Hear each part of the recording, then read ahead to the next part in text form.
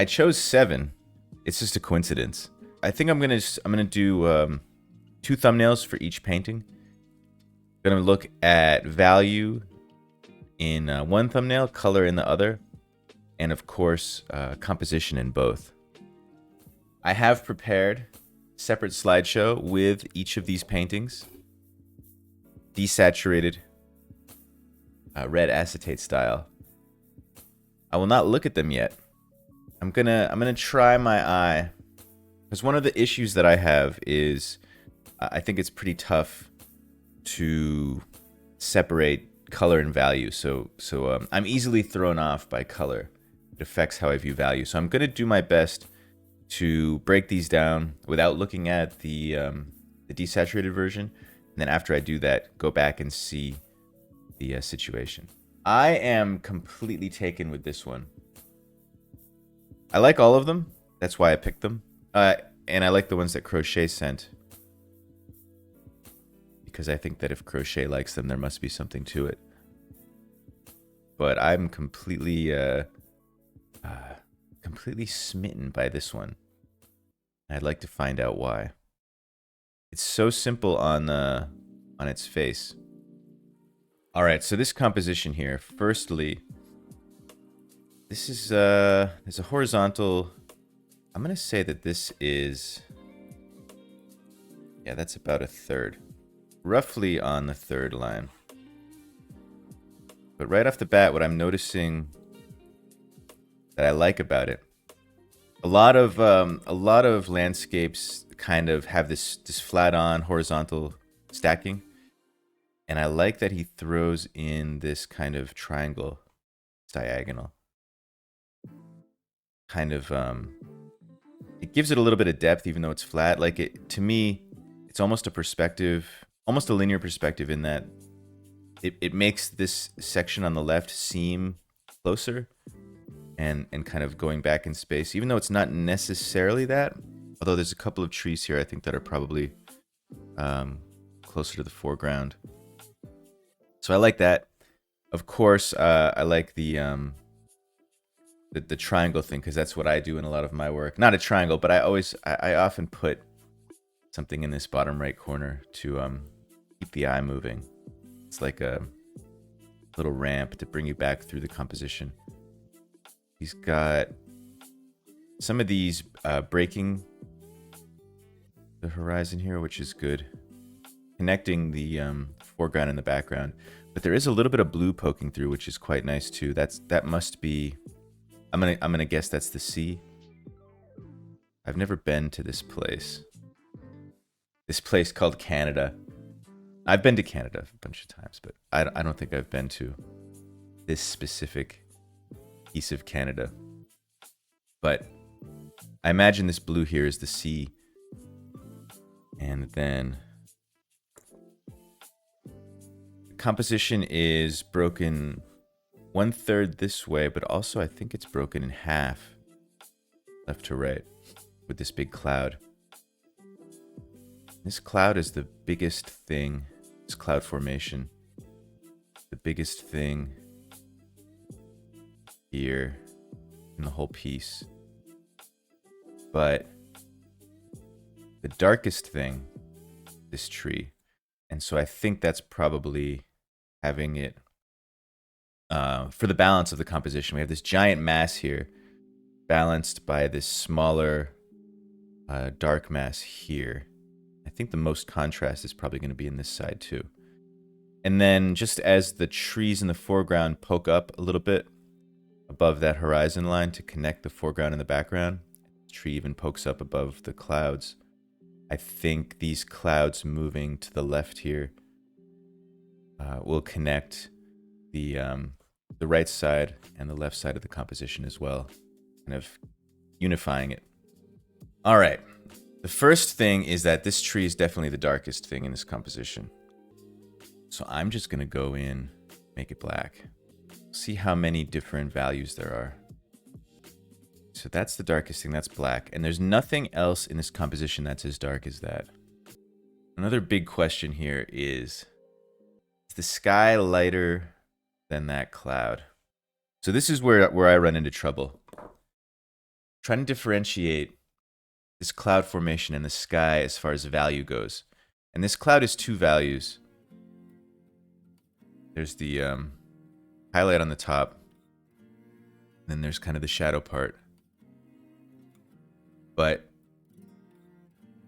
is the highlight lighter? I think the highlight is lighter than the sky. But then is the shadow part darker than the sky, or is it the same sky? Let's squint. I'm going to take a guess. I'm going to guess that the shadow is darker and the light part is lighter than the sky. I'm going to say that the sky is in between. If we're grouping this in 2 groups, the foreground is dark and the background is light. That's pretty straightforward. Although I wonder if some of the light in this foliage is the same as this cloud to kind of connect the two. So it's not. The foreground is very clearly all darker than that background, except for the little triangle strip in the front, which I think is about the same as that background. And so I think I was right on the cloud. It looks to me like the white of the cloud is lighter than the sky, and the dark of the cloud is darker than the sky. But the entire background is within same range. I think that background, if we're going to take the lightest point in the composition and call that 1, I think that the highlight on the cloud is 1. And I think that maybe this patch of ground in the front is probably 1. And then the sky would be 2 and 3 for the cloud. And then we would have this tree is we'll call it a 9. And then maybe all this other foliage here would be a 6 to a 7. Something like that. There's no 4 and 5. So I think maybe most successful, at least successful when it comes to the value range, pieces will have clusters and they'll have gaps to really differentiate. You wouldn't use the entire range. You could, but I don't think in this one they're using the entire range. And I think there's a good reason for that, to really punch the contrast. I think it's the value version of using a limited palette for color. Now this is interesting. I'm just noticing this looking at this grayscale one and looking at the color version. So here, in front of this dark tree here, in the color version, to me, this tree in front of the dark one looks really bright. It looks much brighter than the other foliage around it. But when we do this, it's exactly the same as the one to the right of it. And look at that. That's pretty cool. And that's a function of it being in front of this very dark tree here. So this should actually be grouped in. Grouped in with that. And even these here. We can just group this all. Be a little bit darker. There was kind of a lighter patch here. Not very much. And, oh yeah, I wanted to see that water too. That water is... That water we can group in with the foreground. Yeah, I would group that water in with the foreground too. And then in the background here. And then this part of the cloud is a little bit darker. So that's the value study. I think having control of this kind of thing is probably top 3 most important things be able to do as an artist. I think it's probably one of the... It's easily overlooked, I think. Because it's, you know, like... how to draw hands in 3 easy steps. That's pretty straightforward. You know, it's not an easy thing to do, but it's a pretty straightforward thing to study. I think this kind of composition value control is a different kind of a skill than drawing ability, or at least what we might think of as drawing ability, if any of that makes sense. So I'm trying to match the value more so than the exact color per se. Color can be a little bit different, but the value I want to be the same. This should be just a little bit lighter than the white of the paper. I'll use the white of the paper for that cloud. Yeah, this is the monthly once a month I switch bodies with James Gurney. I mean, he switches bodies with me. I, James Gurney, switch bodies with Jay Renzella, and I do a study stream. And so here again is the value, the desaturated version of this painting, and I want to see. I think the background looks pretty good. I think that foreground is still a little bit close to the cloud value there. What am I doing these thumbnails for? I'm doing these thumbnails for my own education. And this is also a channel points redemption. So Crochet's making me do it. Look at how that pops. Okay. This one tree now should be just a little bit darker. The thing from this one, thus far, that I have learned and hopefully internalized is this grouping of values. The foreground and the background, 2 different groups aside from this little triangle here, which I guess is probably a unifier. Or maybe it's the background, the middle ground, and the foreground. But that background had values 1, 2, and 3. Foreground had 6 and 7, I think, for this part, and a 9 for the tree. This was by Frank Johnston. I think this was from 1922. I'm gonna look at this one next because of its sort of similarities, at least compositionally, to this first one. But I'm sure there are going to be some differences, different approach. This one is also a bit more dynamic, although for some reason the first one speaks to me more. Yeah, diverse styles in this group of 7 for sure. I think that the unifying feature was they were celebrating the Canadian landscape. I think when that was not a lot of people were doing that. So I think it's more of a subject matter. So we have horizon line up here, and this horizon line is in the top quarter. So that first one, he had his horizon line right at the 3rd mark. And this one is in roughly the top quarter here. Horizon line is up high. We're standing up high on this cliff. There's this really cool tree growing out of it here. And then it looks like land back here. Another piece of land over here. Didn't quite come down to the halfway point. And then these waves sort of radiating this way. So this one has, I think we're going to see more of this variation on this kind of composition when we look at the Lawren Harris ones. This kind of circle surrounding this sort of almost monolithic feature here. It looks like it's being blown by the wind, and I think these waves also indicate that there's a good wind going on.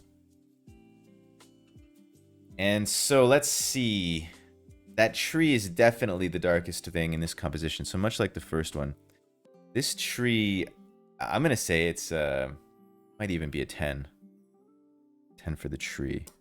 So I'm thinking about the value scale as 1 is white and 10 is black. And then I think The lightest part, probably that sky and the waves here. So we definitely have, well, it depends actually. There's this foreground chunk. This shape here, including the trees, the foreground, these rocks. But I wonder if this landmass here also, I think this landmass in the back might be as dark as that tree. And that's interesting. And maybe that's, in the groupings in this first one was background and foreground. I wonder if the groupings in this one are going to end up being land, tree included in land, and then sea and sky. It's the contrast. I think that these two pieces of land are even darker foreground. I'm gonna mark tree as a 10, and I think I might mark these as 8. These two pieces of land here and here. I think these are still be a 6, still distinct from the background. Background, I think, is maybe a 1 to 3. Yeah, I think that this bit here is black and this bit here is black, or roughly black. Yeah, this bit would be the next darkest, and actually this one over here feels more grouped in with this mass here, so maybe that would not be an 8 after all. Maybe say that's a 7. In the color version, because the browns and the greens are the same, it looks, so this island here on the left, this triangle, and this one here on the right, they look the same in the color version. But then in the black and white version, one on the left looks a bit lighter, doesn't it? And maybe that's, we have these dichotomies, this tree and this strip of land in the background. Maybe we have this, two islands here. Yeah, I'll put that at a 7.5. And maybe that's the movement. Maybe we come in from the top, through the top of the tree. Are we meant to slide back here, jump across, and come around? Or do we come down through the tree, back this way, jump across to that, back across here? Strong diagonals of the waves also help. So there's no one way to well, usually there's no one way to interpret a composition. For me, probably because I grew up with reading comics, I always enter, or almost always enter, a composition from the top left. I know that there's people who usually enter from the bottom left, and then in different cultures you would come in from the right side. So I come in here. I think this diagonal of the tree also reinforces that. And the question is, where do you go? It's down here. This movement here. This bit of the tree, this kind of pointy part here might push us back up through. And I don't know if the foreground rock is actually that much different from the sea. That's interesting too. I think that the sea might be...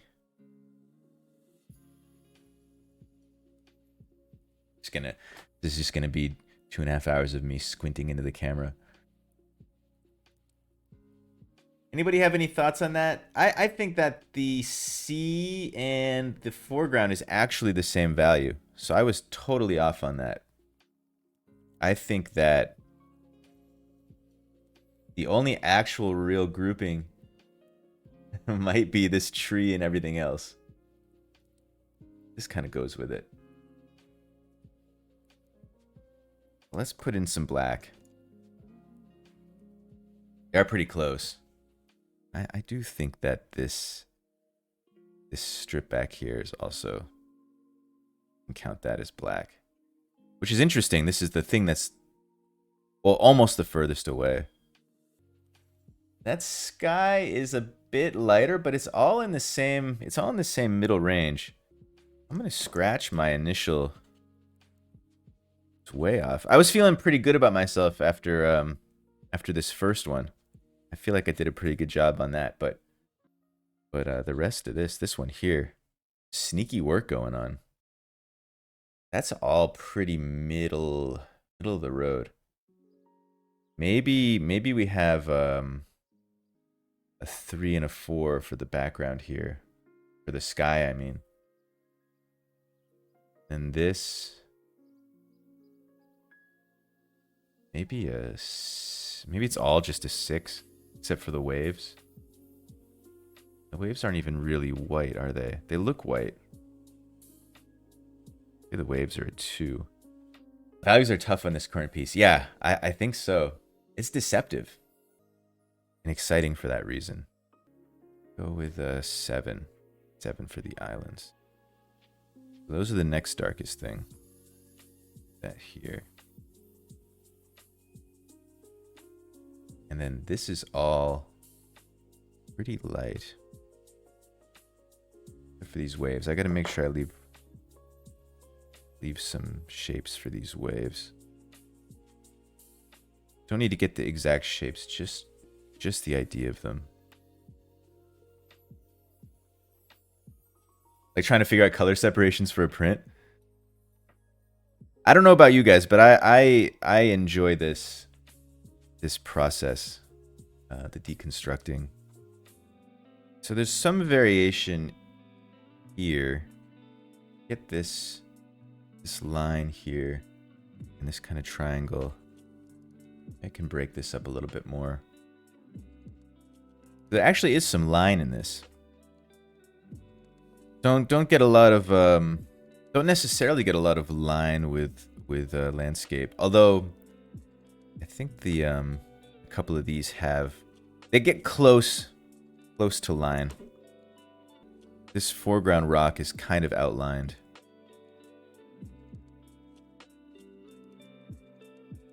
Which is a good way to separate it, I guess. I wonder if the purpose of that was to, even though it's roughly the same value as that C, maybe that was the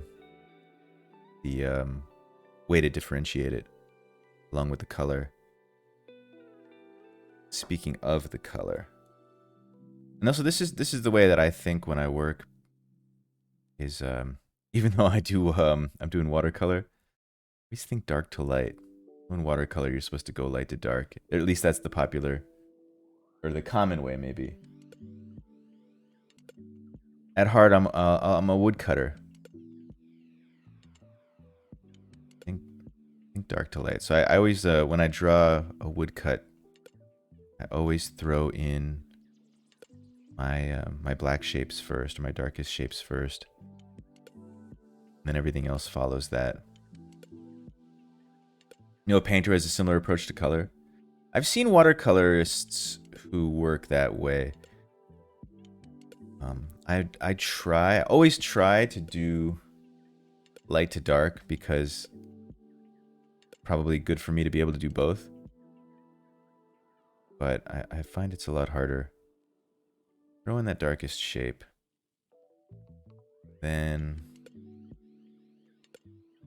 next darkest one was these 2 islands. Saw someone, botanical artist, paint darkest and lightest first, then filling in middle tone after. Yeah, that's how I've been approaching these, or at least the first one. At least the thinking about it is finding the darkest thing, finding the lightest thing, and then kind of going from there. And I think that's probably a really good way to do it. That makes a lot of sense to me. Got a lot of colors. Sky and in the sea. Actually in everything, really. Sea. It can be a little bit darker. Trying in these color ones to not use black because that's my that's a crutch. Try not to use black ink, I mean. If I can get, see how dark I can get with just the paint. All right, let's see. Acetate.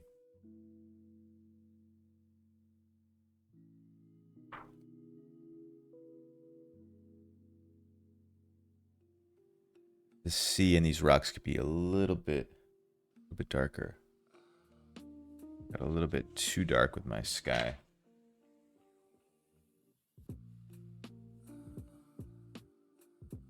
Maybe not too bad, actually. Those clouds in the background almost look like mountains. Yeah, they do, right? They're really sculptural. I wonder if they are mountains now that you mention it. Especially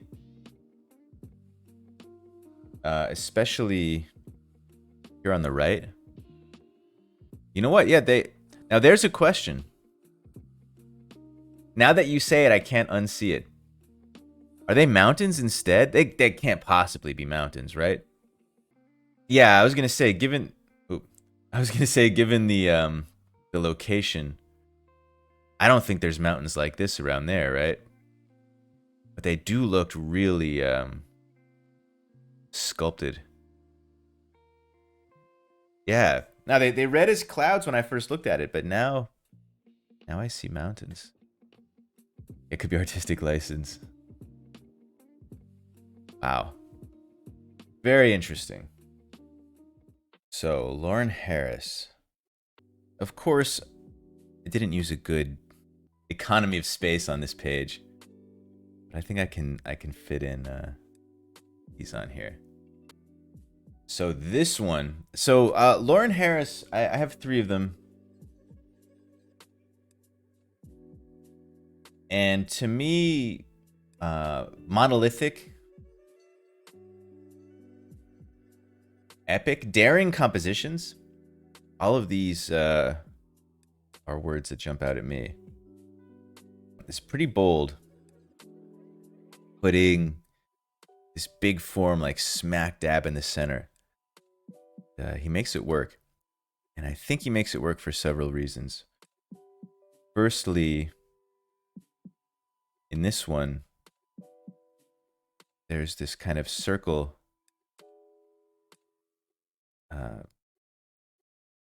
Kind of these rings moving up towards it. And here in the foreground, just off center,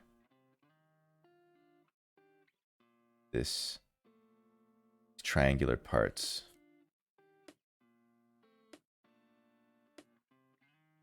I would wager in this particular composition, if we didn't have this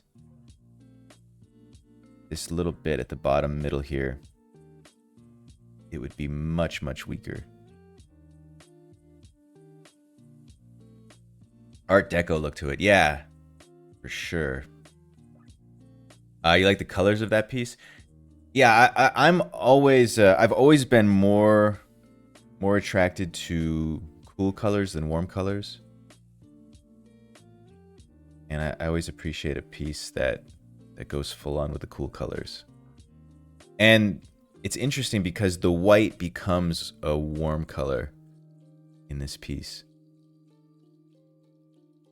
Shape here. Almost a tangent, but not quite. Going too high on this again. There's kind of a rhythm. The tallest peak here.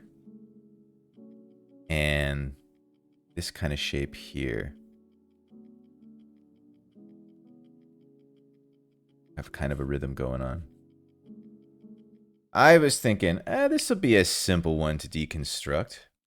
It's pretty straightforward. It's just a few shapes. Guess not. It's tricky. There's a triangle back here. About the halfway. Big triangle in the background on the right. And these tendrils. That I suppose this background is clouds, but it also feels mountainous.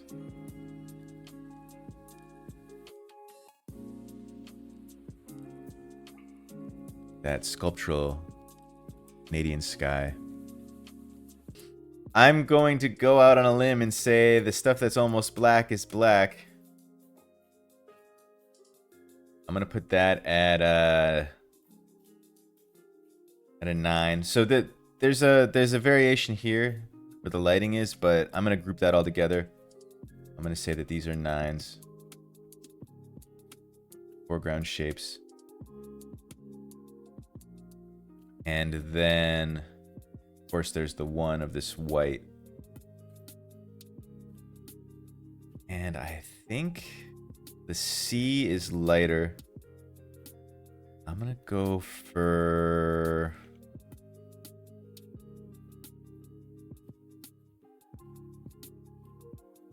three and 4. Once again, these numbers correspond to the value. So if 10 is black and 1 is white, that's where these come from. So 9, these shapes here, basically black. The 3 to 4 for the C. I think maybe the 4 for the shadows and the 3 for the lighter part. This part is lighter in the middle, but doing very, very rough groupings first here. And then I think that this mountain, at least not the white part, that'll group with the cloud, but the left side of this mountain and the background here, I'm going to say, I'm going to put that at a 7. A 6 for this one. So I think that we have three big 7 when that's a 1 next to it. That's the high contrast. Let's see. Am I trying to keep the same values? Any square? I'm doing a value study and then a color study for each of these. So I think that looking at these painters, one thing that I think that they do really well is group their values, and that's one thing that I do that I would like to do better.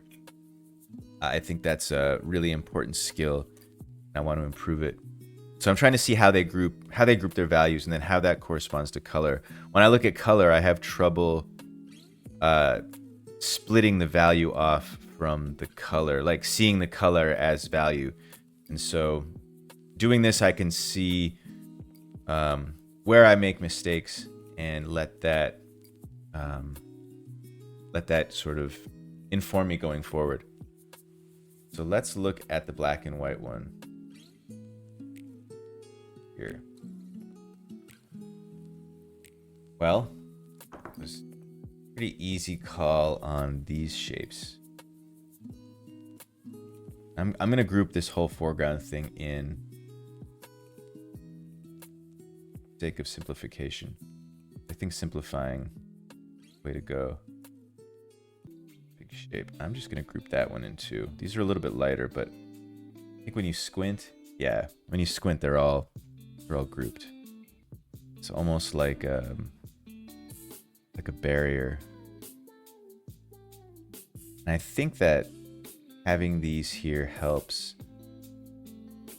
When you have like the main focus smack dab in the middle of the composition, not touching the edges, it can get stagnant. It can get it's easy to make a very bad composition by doing that. But I think having the darkest shapes kind of in this formation can help compensate for that, and do help compensate for that. And especially I like this rhythm here with this tallest mountain peak here. Probably too fine a point for a thumbnail, but the rearmost hill on the left is much bluer than the other hills. Yeah. When I do the color thumbnail, maybe I'll throw that in. That's a good eye there, Plumsink. It is, yeah. It to me it reads, if I squint, if I look at the grayscale one up here, if I look at it regular, I can see there's a subtle value difference, but if I squint, it all reads as basically black to me. So for the sake of this thumbnail, I'll put that in like that. But I'll do another color one down here. And then, now, is this shadow spot here same as the shadow here? I had it as lighter, my initial guess. The light part of the water is definitely lighter. That shadow might be the same. I think the next darkest thing is here. Means this was failure as well. I gotta figure out why that is. And here, I think that this one has 3 values, I think, in the entire piece. Really. I mean, subtly there's more than 3. But I think there's 3 major values. And I suspect that that's why Crochet likes this piece. I think these shadows here can be grouped. I think this whole back business here can be grouped. And some of this in here. And then the shadow side of this mountain also. And then everything else. It's pretty light. There's a little bit here that's a little darker. There's basically a black, a white, and a gray. I got 2 complex with this. There's a 9, there's a 1. And that looks to me like maybe a 6. But for color, basically monochromatic. The white is the warm, everything else is cool. One thing I need to learn more about is blue at its most saturated is at a darker value. I think like yellow at its most saturated is at a lighter value. I think there's probably important stuff contained in that information. Useful stuff, rather. A little bit of green in this water. Slightly brown in the front. I like this little passageway here. I kind of emphasize this more. The wood chunk or whatever it is, the center foreground is a bit of an unlikely shape, like round wood stuck in a pointy wood. Yeah, I think it probably is a tree. A fallen tree. Like the trunk and the branch, maybe. But I think it's meant to mirror the shape of the mountain peak. Well, I didn't capture that exactly here. I think that's good for this one here. Although, you know what? I'm noticing I should put a little bit more of this variation in before I move on. Well, look at this one real quick. This is a similar composition in that has this like sort of concentric aspect to it. Circular form in the foreground. And smaller. Have this kind of circle here. And it's monolith. Or maybe it's duolith. This one touches the edge on the left side. Different than the first one. And we have these lines, again, this triangle in the middle pointing. I love when artists have compositions they return to or kind of variations on compositions that they use frequently. Makes me feel a little bit better about when I repeat myself. This kind of cloud here and here. So the other one was 3 values. Let's start with the assumption that this one is 3 values and see what happens. The lightest value is this shape. A little bit of this foreground.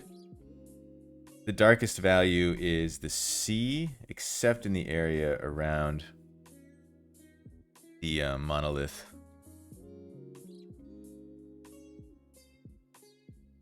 And then the mid-tone, or the middle value, the sky. I wonder if this second piece on the left is the same value as the sky. All right, that's my guess. Let's look at the black and white version. Well, right on two fronts. And yeah, I think I was right on all three fronts. Aside from the light side of this one, it is basically the same as that background. So we have the C. We'll just go with 9 for the C. And maybe 2 to 3 for the monolith. And then maybe straight down the middle, 5 for everything else. And these reflections will group in with the objects that they're reflecting. And this is again kind of a monochromatic, essentially a monochromatic piece. Blue to blue-green range. Lighter over there and darker down here. More saturated, but the same value. That background. Actually, I think that the light edge of this is the same as the shadow edge of that. Does that make sense? That work out? I think, anybody else have any final thoughts on the group of 7 here? This was valuable. Crochet, if you're lurking, if you're hanging, I hope this was everything you dreamed it would be and more. Thank you for redeeming the group of 7. I sure enjoyed it. As usual, I will be thinking about this in the weeks and months to come. Every time I make a painting. Something that I really should do, the equivalent of the artistic eating of your vegetables, is doing one of these value studies before making anything that has anything kind of finished. I always do little composition studies. I do little thumbnails, but I don't do value studies. And I need to take this moment as my gateway into doing these value studies. I must grab hold of what I've done here today and never let go. Just as I hope that you all will never let go of watching this stream.